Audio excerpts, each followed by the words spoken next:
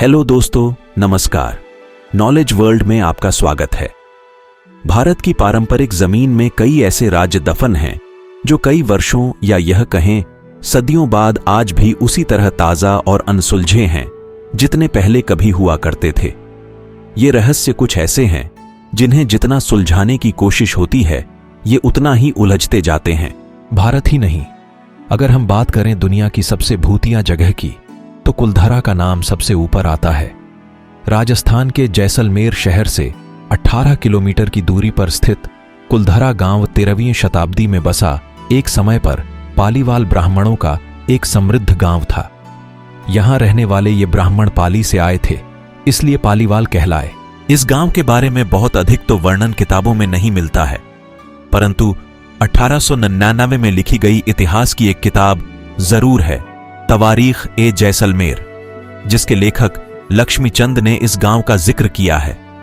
इस किताब के अनुसार काधन नाम का एक पालीवाल ब्राह्मण इस गांव में आने वाला पहला व्यक्ति था और उसने वहां पर एक तालाब की खुदाई करवाई थी। इस तालाब का लोगों के द्वारा उधनसर नाम रखा गया था। यहां एक देवी मंदिर भी है जो अब वो भी खंडहर हो चुका है।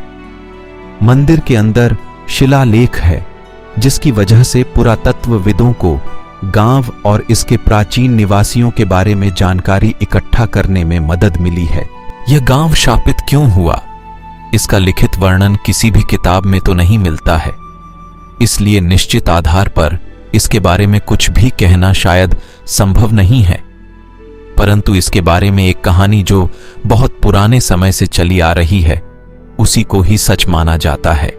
19वीं शताब्दी में इस गांव का और इसके आसपास के इलाके का कामकाज यहां के मुख्य शासक सलीम सिंह के हाथों में था, जो कि एक क्रूर और निर्दयी इंसान था और गांव की बहु बेटियों पर अक्सर उसकी गंदी नजर रहती थी।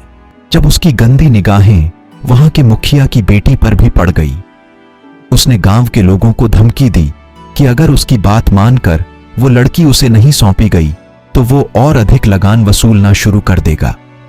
गांव के लोगों को डराने के लिए और लड़की को सौंप देने को मजबूर करने के लिए अपने सिपाही भेजे।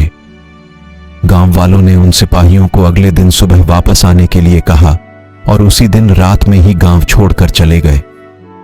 लेकिन जाने से पहले पवित्र ब्राह्मणों ने कुलधरा गांव को श्राप दे दिया कि उनके बाद इस गांव में कोई भी नहीं बस पाएगा।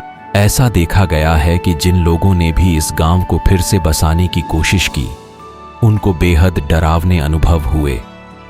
खास कर कि रात में यहां पर कई अजीबोगरीब घटनाएं भी हुईं, जिसके बाद लोगों ने यहां शाम के बाद आना ही छोड़ दिया। भारत सरकार ने इस गांव की लोकप्रियता को देखते हुए यहां के पर्यटन को बढ़ावा दिया है। दिन में तो यहां पर काफी लोग आते हैं, परंतु सूरज डूबने के बाद आज भी ये गांव पूरी तरह से सुनसान हो जाता है।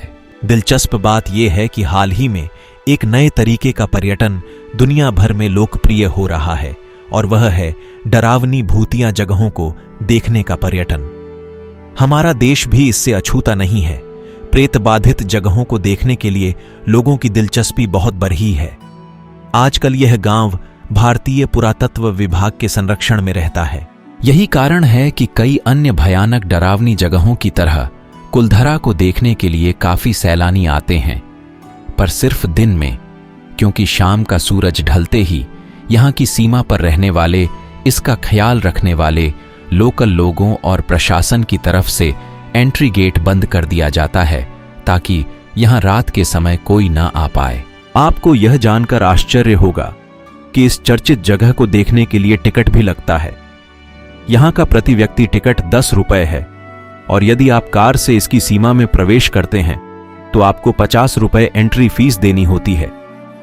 ये जगह राजस्थान में होने की वजह से अत्यधिक गर्म रहती है, इसलिए यहाँ घूमने का सबसे अच्छा समय अक्टूबर से मार्च के बीच है।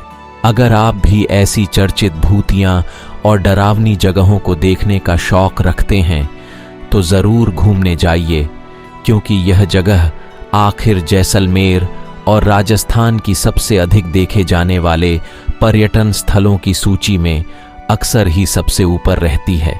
अगर आपको यह वीडियो अच्छा लगा हो तो इसे लाइक और शेयर ज़रूर करें व इसी तरह के और भी वीडियो के लिए चैनल को सब्सक्राइब कर ले और जुड़े रहें आपके अपने YouTube चैनल नॉलेज वर्ल्ड के साथ। धन्यवाद।